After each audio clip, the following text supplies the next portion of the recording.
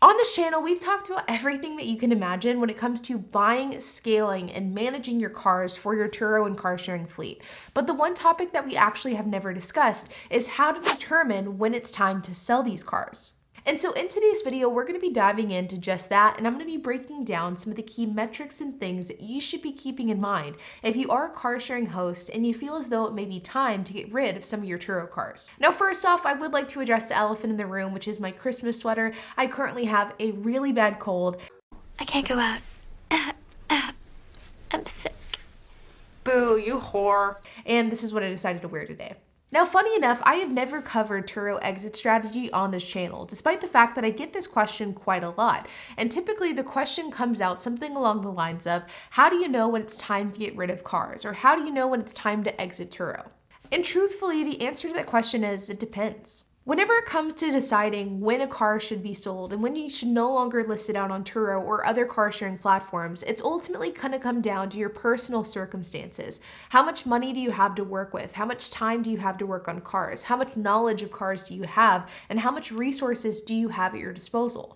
The reality is a car sharing host with 25, 30, 45 cars is going to have a much higher threshold than a car sharing host with 1 or 2 cars. But let's go over a few of the scenarios that are likely to play out if you are a car sharing host. The first scenario is that a car just simply no longer fits your fleet any longer. This is going to be most applicable if you're somebody who's renting out a very specific segment of cars. So you're somebody who's renting out newer, nicer luxury cars, or if you're somebody who's renting out newer, lower mileage cars, something more in line with a traditional rental car company. There are a lot of Turo hosts out there that don't rent their Turo cars past a certain year or mileage number. So for example, somebody might say that, hey, I don't want to rent cars that are over 5 years old or over 100,000 miles. And once a car has reached that point, they will simply sell that vehicle. If you're somebody who wants to operate this type of business model and you want to have certain thresholds that a vehicle has to meet in order to maintain its position in your fleet, you should have these thresholds predefined long before it's time to get rid of one of your cars. So like I mentioned a moment ago, maybe you want to make it so that a car isn't older than 5 years and doesn't have more than 100,000 miles.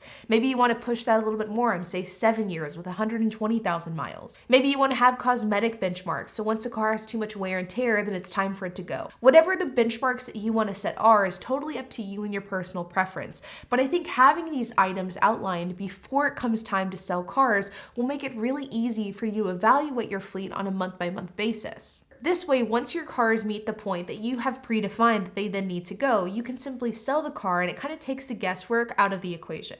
And if you're somebody that's practicing this type of business model, once it comes time to sell your cars, you would simply delist that car from Turo, you would sell the car, and then you would get a different one. In my opinion, I am not a fan of this business model. I think the reality is with Turo, there are a lot of older, higher mileage cars. And as long as your car is operating well, as long as it gives the guest a good experience, I personally don't see a reason in selling a car simply because it is older with higher miles. This is especially true if your car is getting consistently booked out and it doesn't have mechanical issues. The other thing that is important to note is that different vehicles have different thresholds that you should take into consideration. For example, if you have a Toyota, that car is going to be able to run significantly longer than a car that's a BMW or a Mercedes or a Kia. By placing a blanket statement on all of your vehicles, you are leaving a lot of money and a lot of opportunity on the table. Instead, I encourage you to look at each car on a case-by-case basis, but that's just my personal opinion.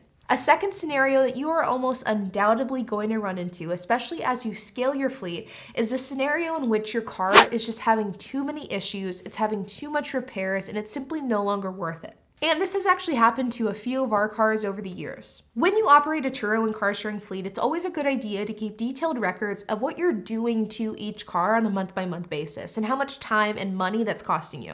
And you should always be comparing these numbers off of how much that car is actually bringing in. If you have a car that just has constant issues, it's costing you a lot of money, a lot of time because of these issues, and it's just not bringing in as much money as it potentially could because of these problems, this could be an indicator that it's simply time to sell. HP and I evaluate our cars on a month-by-month basis, and once we realize that a car is costing us more time and more money than it was previously, we will keep a closer eye on that car and we'll make sure that it doesn't continue to exhibit that pattern. And if it does, we'll simply get rid of it. For example, back a few years ago, we had a 2009 Kia Rio that we had, and this was a car that we bought for an incredibly cheap price. I believe it was like $2,300 at the time that we purchased it, and it just had issue after issue after issue. We got to the point where we were not able to send it out on a rental confidently because we didn't know if it was going to get returned in the same condition due to these mechanical problems. This car was costing us way more time, energy, and resources than it was bringing in, and as a result, we just simply decided to sell the car. Again, your threshold for this will be dependent on your personal circumstances. If you're a professional mechanic, then maybe having a car that has a ton of issues isn't that big of a deal. But if you're somebody that has a full-time job and you're doing Turo as a side hustle, that threshold is going to be significantly lower. This is why buying cars that have reliable reputations is so incredibly important, because a lot of times you can prevent these problems from happening by just simply buying the right car. But sometimes even seasoned Turo hosts make mistakes. They buy the wrong car and it has a ton of issues, and at that point, it's important to evaluate whether the car is worth your time, and if not, it's simply time to sell it. One aspect of getting rid of a Turo car that I think isn't spoken about enough is getting rid of a car because of bad reviews. And this is something that HP and I keep a really close eye on. Turo reviews are incredibly important. In fact, I would argue the importance of these cannot be overstated. They truly can make or break your business. And whenever you're renting a number of different cars on Turo, you will quickly begin to notice trends with guests and with specific cars. And there may come a point in time where you notice that one of your cars is simply getting bad reviews. And when that begins to happen, it may be time to evaluate whether that car has a place in your fleet. Now, whenever it comes to a car getting bad reviews on Turo, there are some steps that you can take before just simply diving in and selling that car. The first thing that you should do is evaluate your photos. Are the photos that you have on Turo an accurate representation of that car, or are they misleading? If they're misleading, I would encourage you to retake those photos so that the guest knows exactly what they're getting. Next is the description. Is the description accurate, and does it set the tone for the rental? This is something that I think oftentimes gets overlooked, and it's something I really emphasize to my course members. If you are somebody who's renting out a car that has some appearance issues, that isn't the nicest car in the world, you should make sure to have that clearly stated in your description prior to the guest renting your car. You want the guest to fully understand the exact car that they're getting and the condition of that car prior to them picking it up. Otherwise, you could run into issues where the guest goes to your car, they're put off by the appearance, and then they simply want to cancel. Or in an even worse case scenario, the guest continues with the rental, but then whenever they return the car, they give you a 1-star review. Setting the tone and setting expectations for your guest is incredibly important, and you want to make sure that you're doing this for each and every one of your cars that you rent on Turo. If you find that your photos are an accurate representation of the vehicle and that the description is accurate and does set the tone, but that vehicle is still getting poor reviews, then at that point in time, I would probably encourage you to just sell it. Because having a car that is consistently getting you poor ratings is not worth keeping, and it's definitely a sign that you should sell it. And the fourth and final scenario that will most likely play out at some point in time is exiting Turo by a total loss. And this is something that is incredibly common with my own Turo fleet. HP and I lose a lot of cars from total losses, and what this means is that a car is in an accident, Turo deems it a total loss, they pay us the value of the car, they take the vehicle, and then we use that money to buy a new car. In fact, over the last 5.5 years that I've been on Turo, I have averaged 3 total losses per year. Now, there is a big difference between exiting Turo because of a total loss and exiting Turo because you sold a car. And the big difference there is the control aspect. Whenever you exit Turo by simply selling a car, there is a lot of control that you maintain. You decide who you sell the car to, you decide the timeline, you decide the price. These are all factors that you retain control of. And because of that, there's a lot of comfort in knowing that you're controlling the narrative. But whenever you exit Turo because of a total loss, pretty much all of that control is stripped from you. And the only thing that you can hope at the point that you're dealing with the total loss is that you followed the terms of service, that you purchased the car at a below value price, and as a result, you'll be made whole once the Turo claim gets paid out. Whenever a car is totaled on Turo, you'll get paid out actual cash value for that car. And I feel as though there is a little bit of misunderstanding about what ACV actually is. So ACV of a vehicle is not what you paid for that car. It is what that car is worth today with depreciation, mileage, and overall condition taken into account. And this is typically pulled from a national database. It's not judged on a per car basis. This is where buying cars below market value is incredibly important, because if you buy a car below market value and at the lowest point in its depreciation curve, there is a good possibility that you could own a car for a number of years, rent it out on Turo, and then if it gets totaled, Turo could actually pay you out a higher ACV for that car than you actually paid for the car whenever you originally purchased it. This is something that is incredibly common, and if you buy your cars at the right price, is something that could absolutely happen to you.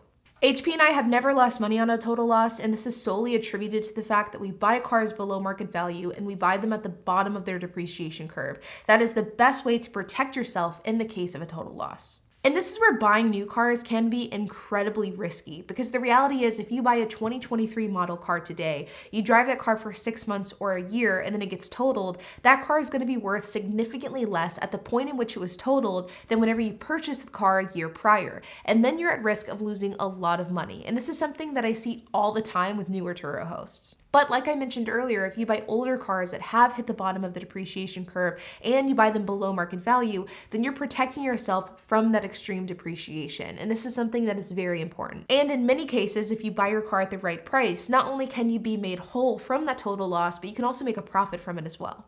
At the end of the day, exiting Turo is going to depend on so many personal factors that it's impossible for me to sit here and tell you when and how you should exactly go about doing it. It's going to depend on you and your personal situation, and in order to determine when and how you should exit Turo, you should ask yourself a handful of questions. Is a car costing you too much time and money? Do you lose sleep because a car is having so many issues? Is the car leaving guests unhappy? Is a car just getting too much wear and tear? These are all questions that you should ask yourself whenever you're evaluating when you want to get rid of cars in your fleet. And the threshold of these answers will of course depend on your experience, your money, and your resources. But in general, I typically say that if you're paying attention to your finances, how much cars are costing you versus how much they're bringing in, as well as keeping a close eye on your reviews, the answers to all of these questions will become pretty clear pretty quickly. But like always, you guys, I hope that you enjoyed this video. If you have any questions, comments, if you have anything to add, I would love to hear it. So make sure to leave a comment down below. And while you guys are at it, make sure to hit the like button, hit that subscribe button, and hit the notification bell. And I will see you guys in the next video.